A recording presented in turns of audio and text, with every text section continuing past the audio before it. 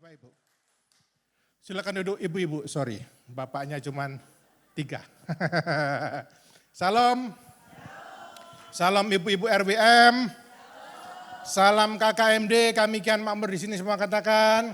Amin, ya amin. Haleluya, senang bisa ketemu kembali dengan ibu-ibu RWM yang semangat memuji Tuhan, semangat menyembah Tuhan. Haleluya, ya senang bisa ada di tempat ini. Hari ini adalah kita masuki bulan yang baru, ya ibu-ibu semua.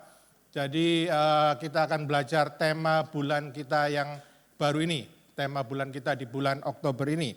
Baik ibu-ibu RWM, tema bulan Oktober ini adalah tetapi aku dan seisi rumahku kami akan beribadah kepada Tuhan. Yuk sama-sama kita katakan dengan suara keras, yuk 1, 2, 3. Tetapi aku dan seisi rumahku kami akan beribadah kepada Tuhan. Semua yang percaya katakan amin. Dari Yosua 25 itu keliru masih ya. Bukan Yosua 24, kayaknya Yosua 25. Yosua 25 ayat 15 ya kalau nggak salah. Ya, baik jadi ibu-ibu sepanjang bulan ini kita akan ngebahas tentang keluarga. Semua bilang keluarga. Ya, sepanjang bulan Oktober ini kita akan banyak membahas tentang keluarga. Kita akan banyak belajar tentang keluarga. Ya, kita akan belajar dari sudut pandang sebagai orang tua, kita akan belajar dari sudut pandang sebagai suami atau sebagai istri, atau bisa juga dari sudut pandang seorang anak. Bagaimana sih seorang anak, seorang istri yang berkenan di hadapan Tuhan. Tergantung nanti bagaimana Tuhan berbicara lewat hamba-hambanya selama sebulan ini. Ya, tapi yang jelas bulan ini adalah bulan keluarga, kita akan banyak bicara tentang keluarga. Nah, karena hari ini adalah ibadah wanita, hari ini RWM, maka kita akan berbicara dari Yosua 25 ayat 15 ini dari sudut pandang wanita yang takut Tuhan. Ya, jadi tema khotbah kita hari ini adalah wanita yang takut Tuhan. Semua yang percaya katakan amin. Nah, Yosua perhatikan Yosua 25 ayat 15 ini ya 25 itu ya Bapak Ibu ya. Ini adalah pidato terakhir dari Yosua kepada bangsa Israel. Kita tahu siapa itu Yosua? Ya Ibu-ibu, semua tahu Yosua? Tahu Yosua itu pemain drumnya kita ya. Yosua itu pemimpin Israel yang menggantikan Musa ya Ibu-ibu ya. Nah, saat itu usia Yosua sudah cukup tua, sudah kira-kira sekitar 100 tahun. Dan orang Israel sudah masuk ke tanah Kanaan, sudah masuk ke tanah perjanjian, sudah menikmati janji-janji Tuhan. Ya. Lalu Yosua mengumpulkan orang Israel, lalu dia mulai berpidato. Lalu dia menyampaikan pesan terakhirnya, dia mulai ingatkan kembali sejarah mereka ketika keluar dari Mesir, bagaimana Tuhan melindungi mereka di padang gurun. Lalu Yosua mengakhiri pidatonya dengan satu deklarasi. Ya, Yosua mengakhiri pidatonya dengan satu komitmen. Dia bilang begini, terserah kalian, tapi aku dan seisi rumahku kami akan beribadah kepada Tuhan. Itu akhir dari pidato Yosua. Perhatikan, kata beribadah di situ ibu-ibu itu bisa dibaca melayani. Ya, bisa dibaca melayani. Melayani itu bukan cuma di gereja, betul? Dalam kehidupan kita sehari-hari, kalau kita nyembah Tuhan itu sama dengan kita melayani Tuhan. Lalu apa lagi? Kata ibadah di situ bisa disebut dengan mengabdi, semua bilang mengabdi. Lalu kata beribadah di situ bisa juga disebut dengan mengikuti. Kami akan mengikuti kepada Tuhan. Kata beribadah di situ bisa disebut juga dengan memilih setia. Ya, jadi aku dan seisi rumahku kami akan memilih setia kepada Tuhan. Ini komitmen Yosua. Ya, nah hari ini ibu-ibu kita akan belajar 7 tanda bagaimana jadi wanita yang takut Tuhan. Ya, kayak Pak itu Pak siji durung tentu iso yang itu. Saya berusaha sependek mungkin, pendek-pendek ya. Baik, sudah siap kita belajar? Ada 7 tanda wanita yang takut Tuhan. Ya, yang pertama, ya multimedia. Multimedia. Ini enggak ada di sini. Baik, yang pertama ibu-ibu komitmen pada Tuhan. Semua bilang komitmen pada Tuhan. Tanda pertama dari seorang wanita yang hidupnya takut Tuhan adalah punya komitmen pada Tuhan. Yang setuju katakan amin. Jadi perhatikan gini. Oh ada di situ ya. Jadi perhatikan. Waktu Yosua waktu Yosua memutuskan, waktu Yosua bilang aku dan sisi rumahku atau aku dan seluruh keluargaku, itu bukan keputusan Yosua sendiri. Setuju? Waktu Yosua bilang aku dan sisi rumahku, kami akan menyembah pada Tuhan, itu bukan keputusan Yosua sendiri. Saya percaya itu keputusan bersama seluruh keluarganya. Betul? Termasuk di situ istrinya Yosua. Saya percaya sebelum Yosua bilang gitu, Yosua kumpulkan keluarganya, lalu Yosua mengajar, ceritakan kembali, dan kata-kata aku dan seisi rumahku itu keputusan bersama, termasuk di situ keputusan istrinya Yosua. Yang setuju katakan amin. Perhatikan, pelajaran buat kita, wanita yang takut Tuhan ditandai dengan yang pertama, dia komitmen memilih Tuhan dalam hidupnya. Amin. Yang setuju katakan amin. Di dunia ini ada banyak jalan. Di dunia ini ada banyak cara, Bapak Ibu ya.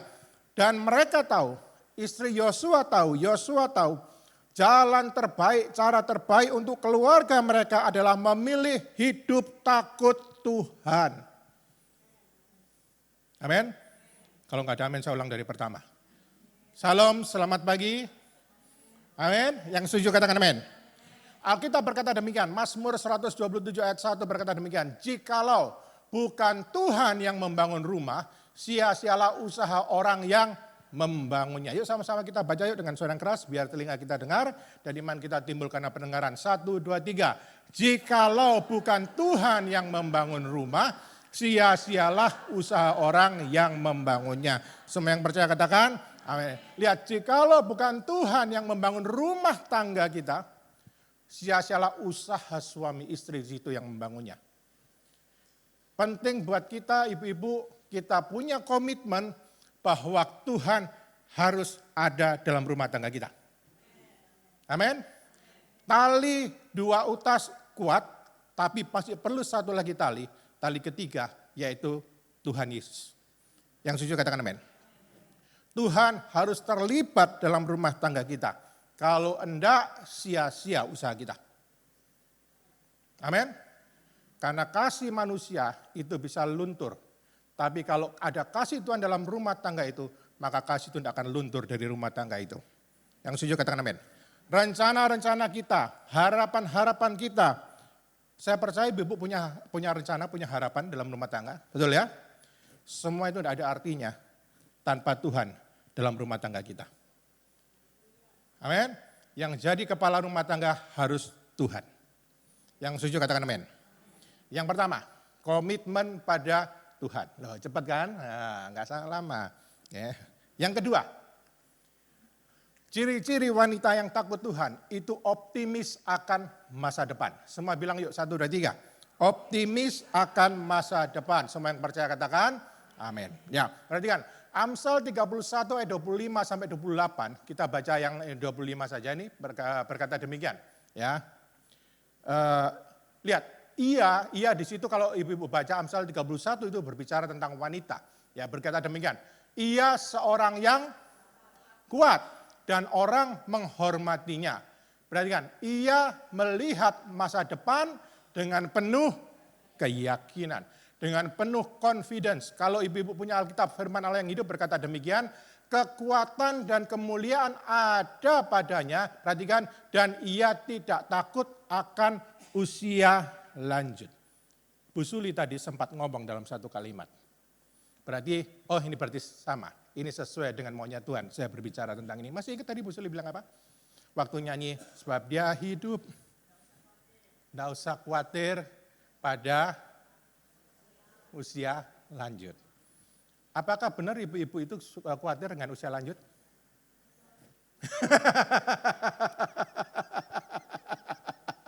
Betul ya? Perhatikan, tapi Alkitab bilang begini, ciri seorang wanita yang takut Tuhan, dia melihat masa depan dengan penuh keyakinan. Wanita yang takut Tuhan tidak takut akan usia lanjut. Amin. Wanita yang takut Tuhan, perhatikan, dia wanita yang kuat. Semua bilang kuat. Coba salami kanan kiri, ibu katakan kuat. Kuat.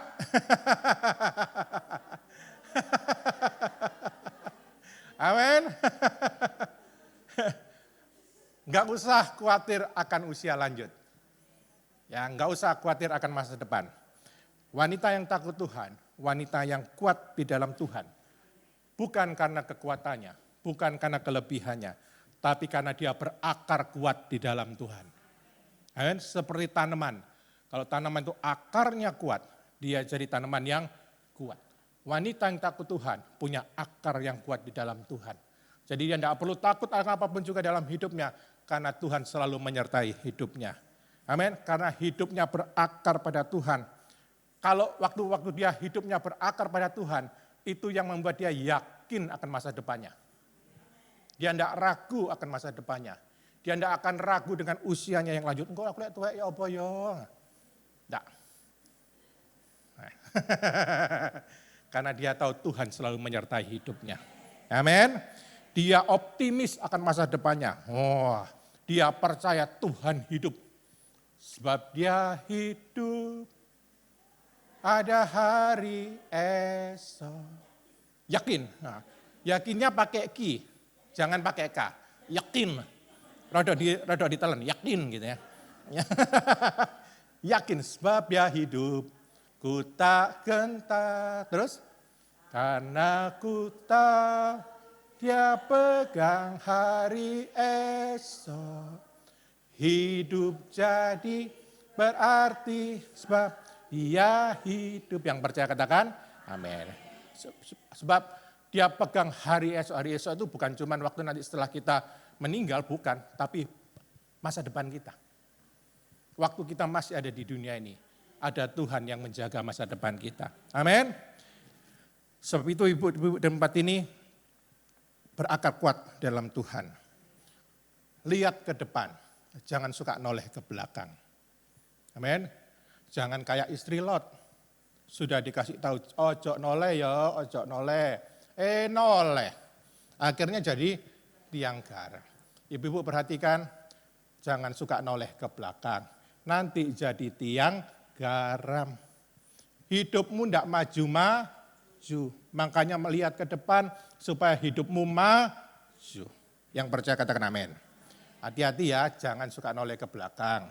Ya, kalau bertengkar sama suaminya jangan suka ungkit-ungkit masa lalu. Ya. Loh ya, mulai diem toh. Jangan suka ungkit-ungkit masa lalu. Soalnya kalau kita diungkit-ungkit masa lalu kita juga kita enggak mau, betul ya? Jangan suka noleh ke belakang. Pon bien yo ngomong ini. Walah, wes gak usah. Amin. Fokus ke depan. Amin. Banter ya. Perhatikan, ibu-ibu, kita semua pasti tahu ya, hidup ini selalu ada tantangan. Ya, bahkan kalaupun kita ikut Tuhan, tetap dalam hidup kita Tuhan kadang-kadang izinkan ada tantangan. Betul? Tapi kalau kita sama Tuhan, kita pasti bisa melewati tantangan itu. Amin. Karena kita tidak pernah sendirian, Tuhan jadi sahabat kita, Tuhan jadi gembala kita, Immanuel, Tuhan menyertai kita, Tuhan akan nolongin kita, tapi wanita yang takut Tuhan akan menghadapi setiap tantangan dalam hidupnya dengan 3 hal ini. Mari saya kasih tahu. Ya, kalau wanita punya berakar kuat di dalam Tuhan, dia akan menghadapi semua persoalannya ini dengan ini. Roma 12 ayat 12. Bersukacitalah dalam pengharapan. Wanita yang takut Tuhan selalu bersukacita karena dia punya pengharapan di dalam Tuhan. Yang kedua, dia sabar dalam kesesakan. Dia sabar, dia tahan uji dalam kesesakan. Dan yang ketiga, perhatikan, dia selalu bertekun dalam doa. Amin. Yang setuju katakan amin. Setuju? Masih ingat yang pertama tadi apa? Komitmen pada Tuhan. Yang kedua, optimis akan masa depan. Setuju? Yang setuju katakan amin. Yang ketiga,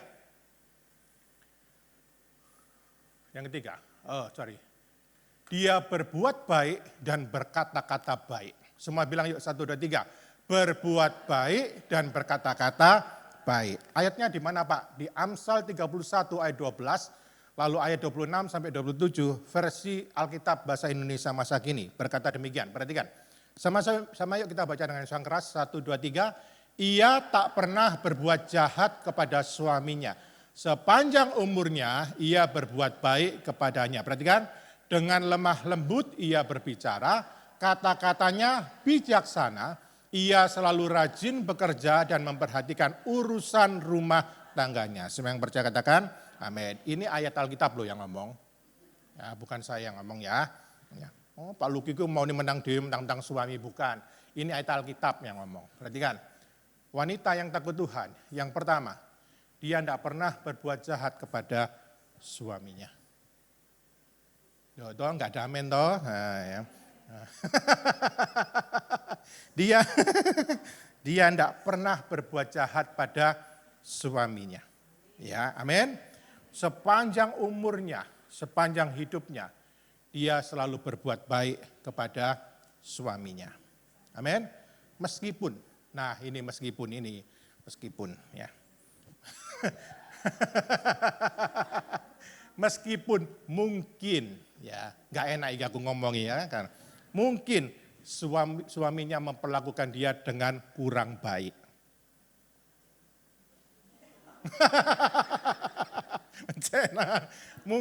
Mungkin suaminya kurang memperhatikan, kurang memperlakukan dia dengan bijaksana. Mungkin mencekno ya. Tapi ayat Alkitab berkata demikian, ia tidak pernah berbuat jahat kepada suaminya. Dia tidak pernah balas yang jahat sama suaminya.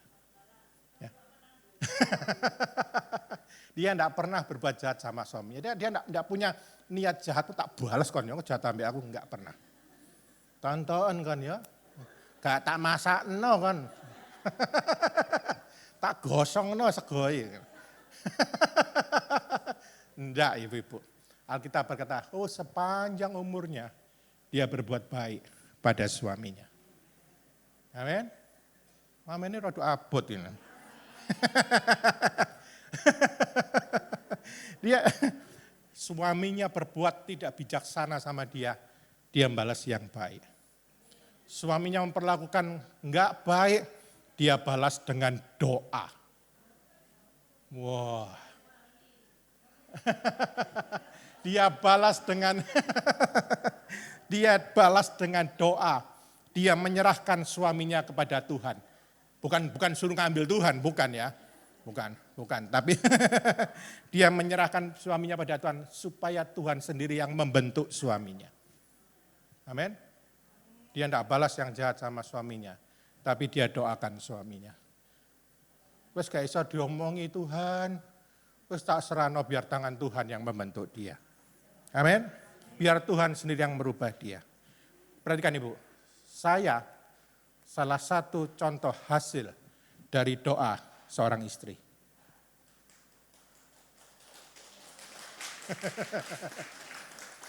Ibu-ibu boleh tanya istri saya, dulu saya ini keras kepala. Ya sampai saiki atus ya ndasku ya. Sampai sekarang ya masih keras kepala, maksud empuk bukan. Maksudnya itu ndablek, nggak bisa diomongi yang baik. Loh saya sudah melayani Tuhan loh. Saya main musik loh. Saya sudah tahu yang benar. Tapi kalau diomongi yang baik enggak mau. Saya merasa pinter, merasa lebih pintar dari istri saya. Kalau dia ngomongin saya enggak mau dengar. Sampai suatu malam ketika saya tidur, saya lihat tiba-tiba dia duduk di samping saya, lalu tangannya gini di kepala saya. Iki lapo? Saya enggak pernah tahu itu. Baru kemudian lama, baru saya tahu ternyata kalau malam dia bangun, dia doakan saya.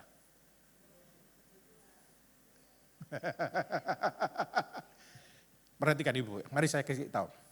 Kalau ibu-ibu sudah angkat tangan sama Tuhan, wis suamimu wis dibentuk sama Tuhan sendiri. Hadapi semuanya dengan doa. Amin. Yang setuju katakan amin. Tapi jangan cerita-cerita istri saya ya, nanti dia GR. Ya. Sekarang saya lumayan, kalau diomongin masih mau dengar. Ya. Dulu saya pernah ke luar negeri gitu, nyari taksi, nyari apa gitu, saya nggak mau dengar dia. Seolah-olah saya lebih pintar dari dia. Padahal yo gak iso, gak lebih pintar. Tapi sekarang saya mau dengar dia. Karena gini, karena wanita itu ditaruh Tuhan di sampingnya, dari tulang rusuknya, ya dari sebagai penolong. Ya, bukan cuman karena itu bukan artinya dia lebih kuat kuat ototnya, tenaganya lebih kuat dari suaminya, enggak. Karena perjanjian baru juga bilang wanita itu kaum yang lebih lemah dari suami. Tuhan buat kasih wanita untuk menolong, untuk memperlengkapi suaminya. Ya, untuk melengkapi suaminya. Apa yang kurang bagi suaminya itu dilengkapi dengan istrinya. Betul? Apakah istri lebih sempurna dari suami? Enggak juga. Sama ada kurangnya dan lemahnya, saling melengkapi. Amin? Setuju? Kata orang kan wanita bukan dari tulang kaki yang diinjak-injak. Betul kan? Juga bukan dari apa itu, bukan dari tangan atau tapi dari tulang rusuk, artinya dia ada di samping wanita. Dia di samping pria, dia harus berdiri di samping pria. Yang percaya katakan amin. Dan Alkitab juga berkata demikian, dia wanita itu adalah sama-sama ahli waris. Ahli waris itu sama-sama orang yang dapat berkat dari Tuhan. Mari saya kasih bocoran. Ya. Kalau orang laki hidupnya tidak bijaksana kepada istrinya, maka doanya akan terhalang. Tuhan tidak akan jawab doa suami kalau perlakuannya dia tidak bijaksana dengan istrinya. Itu kita perjanjian baru mengatakan demikian. Ya, tapi aja pulang nanti, tadi Pak Luki bilang kamu, bukan gitu ya. Itu urusan saya nanti hari Minggu. Ya, hari Minggu saya mau bicara lebih banyak ke laki, kalau hari ini pada wanita. Oke, yang setuju katakan amin. Yang pertama itu, dia berbuat baik pada suaminya, dia tidak balas yang jahat, tapi dia balas dengan doa. Oke, yang kedua, perhatikan, dengan lemah lembut ia berbicara. Kata-katanya bijaksana. Kata orang loh, ibu-ibu itu kalau ngomong itu kadang-kadang nggak terkontrol, nggak terkendali ya. Kadang-kadang, tapi Alkitab berkata gini, ngomong yang lemah lembut. Sama suaminya ngomong lemah lembut. Sama anak-anaknya ngomong lemah lembut. Sama teman-temannya ngomong lemah lembut. Perhatikan kata-katanya bijaksana. Kata-katanya membangun. Kata-katanya baik. Dia bisa mengajar anaknya. Dia bisa mendorong anak-anaknya dengan perkataannya. Dia bisa menginspirasi kasih Tuhan dalam hidupnya. Perhatikan cara kita ngomong sama anak-anak kita. Itu bisa direkam sama anak-anak kita. Jangan sampai anak-anak kita bilang begini, Tuhan ngomong, nanti ngomong jahat kayak mamaku. Ya repot kan. Nanti ngomong jahat kayak papaku. Enggak bisa. Orang tua harus ngomong yang baik. Supaya mereka lihat, kalau mereka dengar Tuhan bisa ngomong yang baik sama kita. Oh iya, ada contohnya orang tuaku. Amin. Coba perhatikan kata-kata kita. Coba perhatikan apa yang keluar dari mulut kita. Sama suami kita, sama anak kita, sama orang-orang di sekitar kita. Amin. Daripada ngomong yang tidak benar, lebih baik doa. Bukankah doa itu juga perkataan yang bijaksana?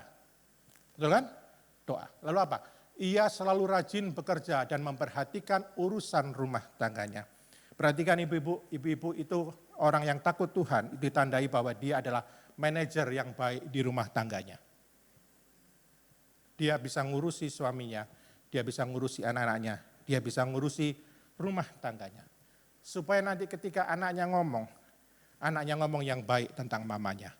Supaya nanti kalau suaminya ngomong, suaminya bangga tentang istrinya. Amin. Yang mulai sedih toh ibu-ibu ya. Sudah dapat 3 kita. Masih ingat yang pertama tadi? Komitmen sama Tuhan. Yang kedua, optimis akan masa depan. Yang ketiga, berbuat baik dan berkata baik. Coba kita cek hidup kita. Dari 3 ini sudah ada atau belum? Kalau masih kurang kita tambahkan. Ya. Kalau sudah baik, kita tambahkan lagi. Kita lebih rajin lagi. Yang setuju katakan amin. Yang keempat, percaya janji Tuhan. Semua bilang percaya janji Tuhan. Oke, saya mau tanya buat ibu tempat ini. Kata orang ibu-ibu wanita itu suka parfum.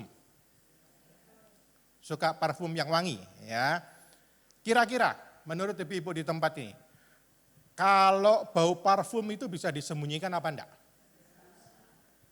Botolnya saya sembunyikan bisa? Baunya? Baunya enggak bisa, betul ya? Kata orang juga kalau orang pakai parfum, orangnya wis enggak ono, parfumnya masih bau, betul kan? Parfum itu enggak bisa disembunyikan. Nah, saya mau cerita tentang seorang wanita yang wanginya seperti parfum. Wanginya seperti parfum. Berapa banyak ibu-ibu di tempat ini yang tahu kisah tentang Esther? Esther. Oh, saya percaya semuanya tahu kisah Esther. Dari budak jadi ratu, ya. Ibu tahu kan semua? Tahu ya, saya enggak perlu cerita ya.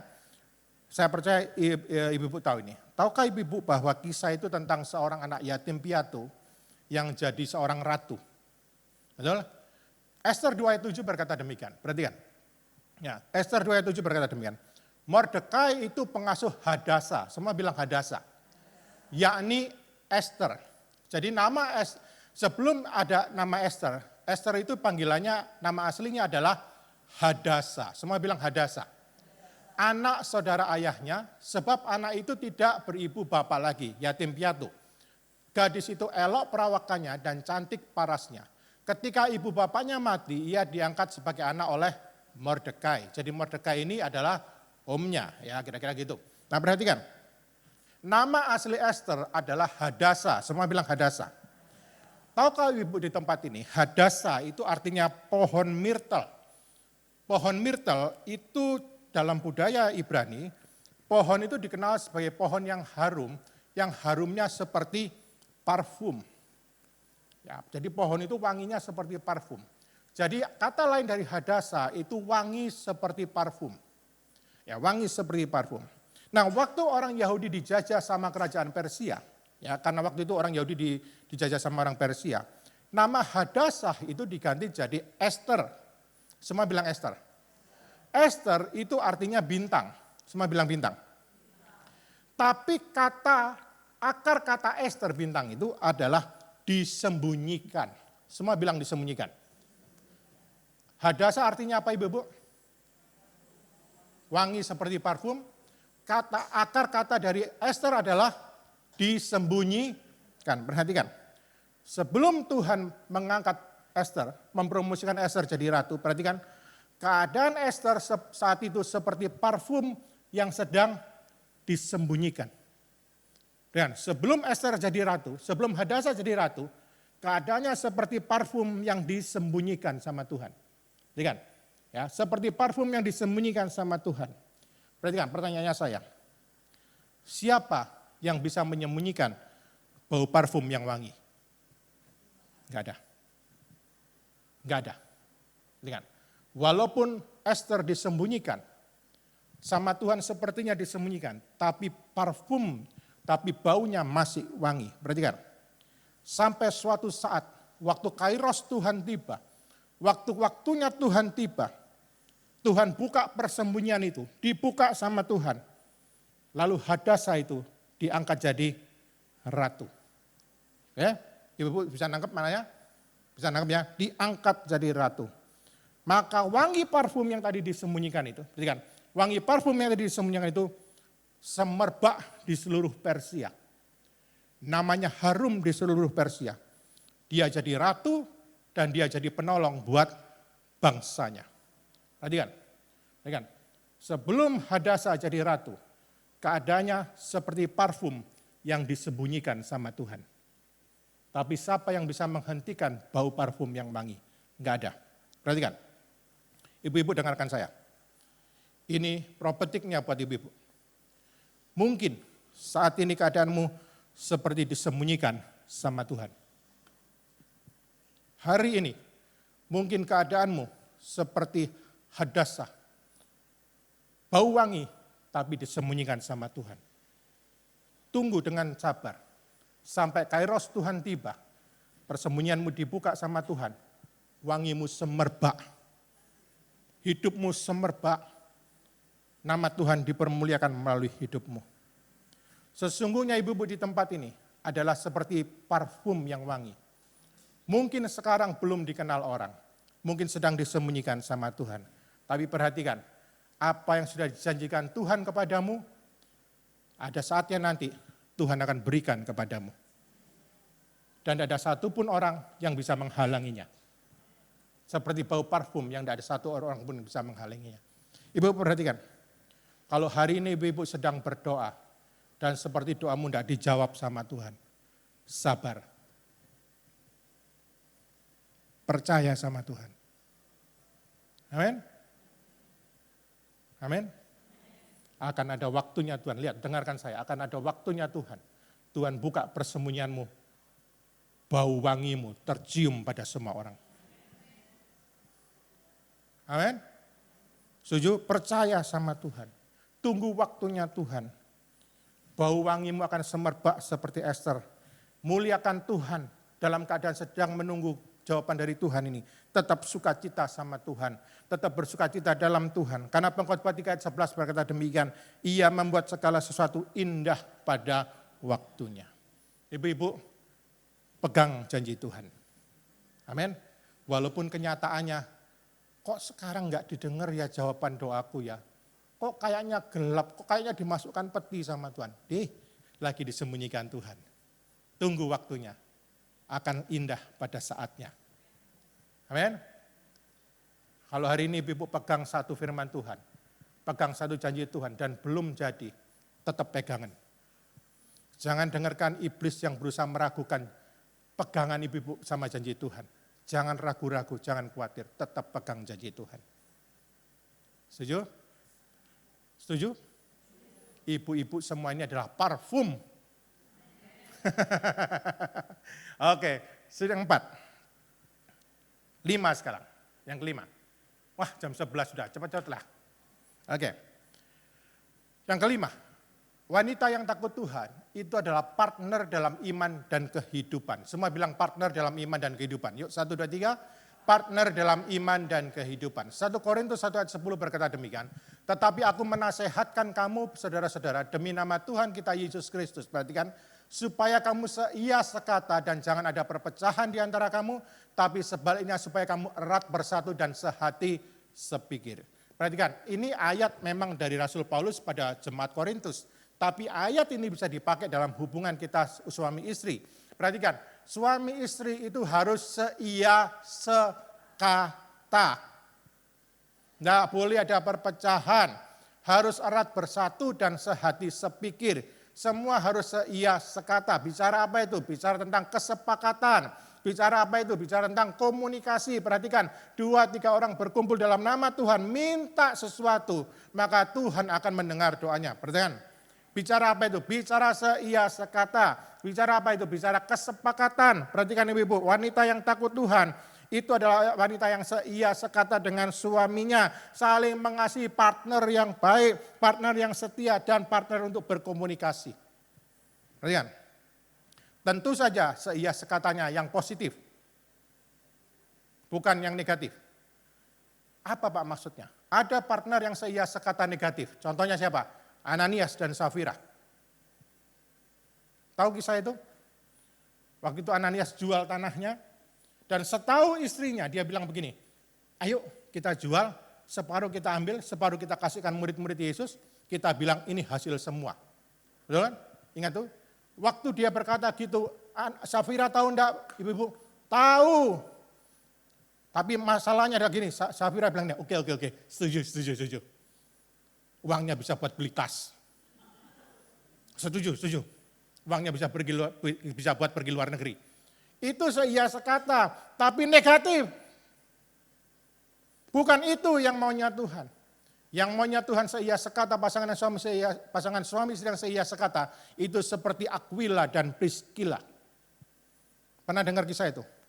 Aquila dan Priscilla itu temannya Paulus, teman bekerja. Mereka kerja sama-sama, mereka melayani Tuhan sama-sama. Priscilla dan Aquila ini, mereka melayani Tuhan bersama-sama. Mereka menginjil bersama-sama, mereka kerja sama-sama. Mereka bikin gereja di rumah mereka sama-sama. Semua seia sekata dalam Tuhan. Itu yang positif, itu yang benar. Amin. Perhatikan ibu, perhatikan. Wanita yang takut Tuhan, itu wanita yang partner positif buat suaminya. Kalau suaminya mulai punya ide yang negatif, istri, perhatikan, istri ngomongnya harus baik dan bijaksana, betul? Dengan kalau suami mulai punya ide yang negatif, ojo mbok iya-iyano kayak Safira, Nanti mati dua-dua. Tapi coba kasih ide yang baik. Jangan pi, itu tidak sesuai firman Tuhan loh. Ojo. Amin. Suatu ketika saya mau pergi ke kalau dari Diponegoro, saya mau ke Majen Sungkono. Di Diponegoro itu ada satu jalan yang tidak boleh, dari belok lurus itu tidak boleh. Tapi harus muter gini. Nah saya ndablek, saya melanggar. Jalan tidak boleh masuk itu, ingat dari Diponegoro pergi mana itu jalan apa. Saya terabas ke depan. Terus kebetulan istri saya di samping saya. Dan dia bilangnya, ngawur ya, mesti ngerti jalan salah diterobos saya. Istri harusnya begitu. Dan sejak saat itu saya tidak berani lagi nerobos. Ada dia atau tidak ada dia, saya tidak berani nerobos. Saya muter walaupun jauh. Istri harusnya demikian. Amin. Loh kan tidak ada amin toh. Istri harusnya demikian. Berarti kan ibu-ibu, kalau suamimu mulai ragu dengan masa depannya, mulai ragu dengan pekerjaannya, datangi dia, ngomong yang baik. Wih, percaya sama Tuhan. Pak ada harapan kok. Ayo doa yuk. Tuhan pasti kasih jalan keluar. Tuhan pasti kasih solusi. Amin. Kalau anakmu mulai bingung dengan sekolahnya, mulai bingung dengan hal yang negatif, datangi anakmu, kasih tahu, ngomong dengan baik-baik, ngomong dengan bijaksana. Ayo percaya sama Tuhan, percaya sama Tuhan. Itulah fungsi kehadiran istri. Jadi partner yang baik dalam iman dan kehidupan. Amin. Amin. Yang setuju katakan amin. Masih ada 2 lagi. 10 menit lagi boleh? Oke. 15 menit. 20? Oh, ya. Saya berjanji 10 menit lagi selesai, tapi kalau 10 menit lagi belum selesai, nanti saya akan berjanji lagi. Oke. Yang berikutnya, wanita yang takut Tuhan, itu adalah guru atau teladan yang baik. Semua bilang yuk guru atau teladan yang baik. 1, 2, 3. Guru atau teladan yang baik. Titus 2 ayat 3-5 berkata demikian. Perhatikan, demikian juga perempuan-perempuan yang apa? Yang tua, yang senior. Hendaklah mereka hidup sebagai orang-orang beribadah. Perhatikan, jangan memfitnah, jangan gosip. Ya, walaupun gosip itu makin digosok makin sip. Jangan memfitnah, jangan menjadi hamba anggur, tapi jadilah hamba Tuhan. Perhatikan, tetapi cakap mengajarkan hal-hal yang baik. Perhatikan, ini wanita-wanita yang senior. Perhatikan, dan dengan demikian, perhatikan, dan dengan demikian mendidik perempuan-perempuan apa? Muda mengasihi suami dan anak-anaknya, hidup bijaksana dan suci, rajin ngatur rumah tangganya, baik hati dan taat kepada suaminya. Perhatikan, agar firman Allah jangan dihujat orang. Perhatikan ibu-ibu yang senior, yang sudah pengalaman, yang sudah tua. Kok enggak enak rasanya sudah tua ya, sudah senior. Ya. Alkitab berkata demikian, hei rajin beribadah. Banyak doa. Kan? Jangan gosip. Jangan jadi hamba anggur. Jadilah hamba Tuhan. Takut Tuhan. Cakap ngajar hal yang baik. Perhatikan. Dan perhatikan. Dengan demikian kamu yang tua, yang senior, bisa mendidik perempuan-perempuan yang muda, anak-anakmu perempuan, wanita-wanita muda itu supaya apa? Supaya mereka bisa ngasih suami dan anak-anak mereka, bisa ngajari orang anak-anak muda, bisa ngajari wanita-wanita muda, supaya apa? Hidup bijaksana dan suci di hadapan Tuhan, bisa ngatur rumah tangganya baik hati dan taat pada suaminya. Ini tugasnya wanita. Wanita yang takut Tuhan. Dia harus jadi teladan yang baik buat wanita yang lebih muda. Kalau wanita yang lebih tua ngajari wanita yang lebih muda, kamu harus taat sama suamimu ya. Berarti wanita yang lebih senior harus taat pada suaminya. Harus punya penundukan diri pada suaminya. Betul? Nah kalau dia tidak punya penundukan diri, terus ngajari anak-anaknya gimana? Betul? Halo? Testing. Ini tugasnya wanita-wanita yang takut Tuhan. Harus meneruskan estafet pada wanita-wanita yang lebih muda. Terutama untuk ibu-ibu yang punya anak-anak perempuan. Tugasnya wanita. Tugasnya wanita yang takut Tuhan. Yang setuju katakan amin. Yang setuju katakan amin. Oke. Sekarang yang terakhir. Oke, saya terusin yang terakhir. Wanita yang takut Tuhan adalah wanita yang murah hati. Semua bilang murah hati. Ayatnya di mana Pak? Amsal 31 ayat 20 versi bahasa Indonesia masa kini berkata demikian. Perhatikan, ia tidak apa? Tidak kikir kepada yang berkekurangan, ia baik hati kepada yang memerlukan pertolongan. Perhatikan, wanita yang takut Tuhan tidak kikir kepada orang yang berkekurangan. Amin. Dia baik hati pada orang yang memerlukan pertolongan. Berarti gini, wanita yang takut Tuhan itu adalah orang yang murah hati. Orang yang tidak kenaan lihat orang kesusahan. Selalu kepingin nolong. Dia tidak pelit sama orang yang kekurangan. Dia perhatikan, dia memberi pada mereka yang membutuhkan. Karena Alkitab berkata demikian, Matius 5 ayat 7 berkata demikian. Berbagailah orang yang murah hatinya, karena mereka akan beroleh kemurahan. Kalau kita murah hati sama orang lain, Tuhan lihat dan Tuhan akan bermurah hati pada kita. Perhatikan, sikap kita sama orang lain itu menentukan berkat atas rumah tangga kita loh. Amin. Kalau kita peduli sama orang lain, Tuhan akan berkati rumah tangga kita. Peran istri bagaimana? Sama, lihat. Kalau istri itu dia murah hati, dia tidak kikir, dia tidak pelit sama orang lain, maka Tuhan akan memberkati dia, memberkati rumah tangganya. Perhatikan, kalau kita memberi kebaikan, maka kebaikan akan kembali kepadamu. Setuju? Beri. Hari ini saya sharing firman Tuhan dalam pesan gembala. Gunakan waktu dengan bijaksana. Gunakan waktu dengan bijaksana. Jadilah seperti orang bijaksana. Ibu perhatikan, kita tidak pernah tahu berapa banyak lagi waktu buat kita. Betul? Seminggu ini ada banyak orang yang dipanggil Tuhan. Ada salah satu jemaat Jemur, adiknya Bu Irma, kita kehilangan. Lalu ada Pak Agus Raharja, lalu kemarin ada anaknya Pak Ronald Daniel, meninggal umur 19 tahun.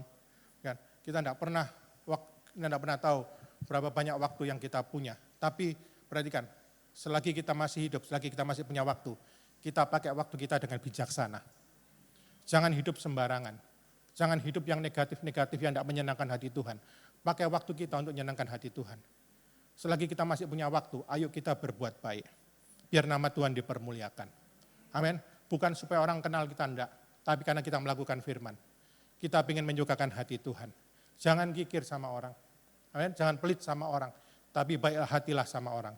Kalau punya apa sesuatu, ada orang kekurangan, bantulah sebisa ibu-ibu tempat ini. Amin. Bantu, jangan kikir, murah hati. Kemurahan hati kita akan dibalas Tuhan dengan kemurahan hati Tuhan pada kita. Amin. Masih ingat 7 tadi? Ayo kita coba, ingat. Yang satu apa? Komitmen sama Tuhan. Yang kedua? Dia fokus sama masa depan, dia tidak pernah takut dengan masa depan. Yang ketiga? Berbuat baik dan berkata-kata baik. Yang keempat? Percaya janji Tuhan. Amin. Percaya sama janji Tuhan. Yang kelima, mitra partner dalam iman dan kehidupan. Yang keenam, guru atau teladan yang baik. Betul? Yang ketujuh, orang yang murah hati. Yang setuju katakan, amin. Masih mau ditambah lagi 7? Nah, cukup. Ayo tutup Alkitab, saya menang kita. Hamba-Mu sudah menyampaikan pesan-Mu untuk jemaat-Mu di tempat ini. Hamba tahu hamba terbatas, tapi kami punya Roh Kudus yang tidak terbatas kuasanya, yang mampu membantu kami menerjemahkan lebih sederhana lagi, yang mampu membantu kami supaya kami bisa melakukan dengan penuh sukacita Tuhan. Tuhan, hamba berdoa Tuhan untuk setiap wanita di tempat ini, supaya makin hari hatinya makin melekat pada Tuhan. Makin cinta Tuhan, makin mengasihi Tuhan. Jadikan mereka semua wanita yang baik, penyembah Tuhan, wanita yang melakukan kehendak Tuhan dalam hidup mereka.